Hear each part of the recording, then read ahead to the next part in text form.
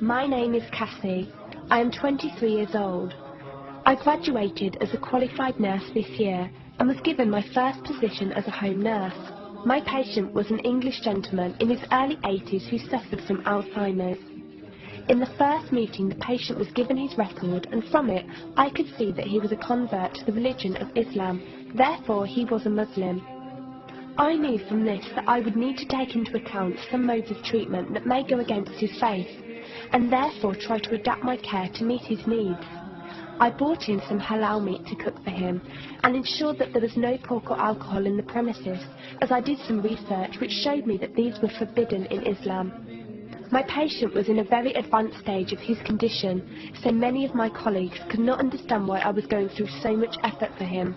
But I understood that a person who commits to a faith deserves that commitment to be respected, even if they are not in a position to understand. Anyway, after a few weeks with my patient, I began to notice some patterns of movement. At first, I thought it was some copied motions he'd seen someone doing, but I saw him repeat the movement at particular times, morning, afternoon, evening. The movements were to raise his hands, bow, and then put his head to the ground. I could not understand it. He was also repeating sentences in another language. I couldn't figure out what language it was, as his speech was slurred, but I know the same verses were repeated daily. Also, there was something strange. He didn't allow me to feed him with my left hand. Somehow I knew this link to his religion, but didn't know how. One of my colleagues told me about Pal Talk as a place for debates and discussions. As I did not know any Muslims except for my patient, I thought it would be good to speak to someone live and ask questions. I went on the Islam section and entered the room True Message. Here I asked questions regarding the repeated movements and was told that these were the actions of prayer. I did not really believe it until someone posted a link on the Islamic prayer on YouTube. I was shocked. A man who has lost all memory of his children, of his occupation, and could barely eat and drink, was able to remember not only actions of prayer, but verses that were in another language. This was nothing short of incredible, and I knew that this man was devout in his faith, which made me want to learn more in order to care for him the best I could. I came into the Pal Talk room as often as I could, and was given a link to read the translation of the Quran and listen to it. The chapter of the bee gave me chills, and I repeated it several times a day. I saved a recording of the Quran on my iPod and gave it to my patient to listen to. He was smiling and crying, and in reading the translation I could see why. I applied what I gained from Pal Talk to care for my patient, but gradually found myself coming to the room to find answers for myself. I never really took the time to look at my life. I never knew my father. My mother died when I was 3. Me and my brother were raised by our grandparents who died 4 years ago, so now it's just the two of us. But despite all this loss, I always thought I was happy, content. It was only after spending time with my patient that I felt like I was missing something. I was missing that sense of peace and tranquility my patient, even through suffering, felt.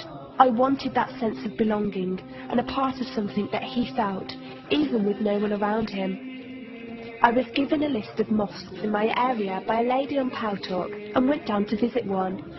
I watched the prayer and could not hold back my tears. I felt drawn to the mosque every day, and the imam and his wife would give me books and tapes to welcome any questions I had. Every question I asked at the mosque and on Pal Talk was answered with such clarity and depth that could do nothing but accept them. I have never practiced a faith, but always believed that there was a God. I just did not know how to worship him. One evening I came onto Pal Talk, and one of the speakers on the mic addressed me. He asked me if I have any questions. I said no. He asked if I was happy with the answers I was given. I said yes. He then asked what was stopping me accepting Islam. I could not answer. I went to the mosque to watch the dawn prayer. The imam asked me the same question. I could not answer. I then went to tend to my patient. I was feeding him, and as I looked into his eyes, I just realised he was brought to me for a reason, and the only thing stopping me from accepting was fear.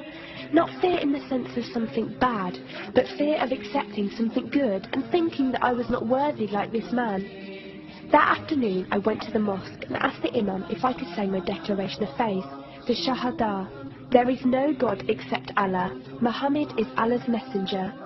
He helped me through it and guided me through what I needed to do next. I cannot explain the feeling I felt when I said it. It was like someone woke me up from sleep and sees everything more clearly.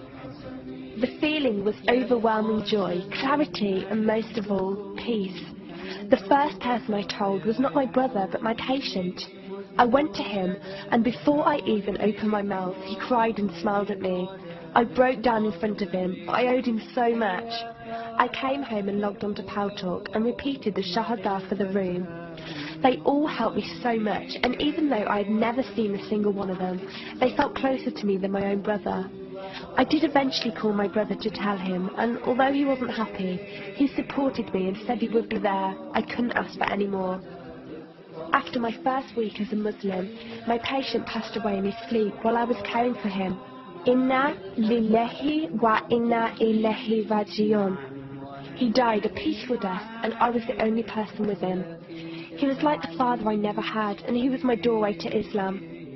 From the day of my Shahada to this very day, and for every day for as long as I live, I will pray that Allah shows mercy on him and grant him every good deed I perform in the tenfold. I loved him for the sake of Allah.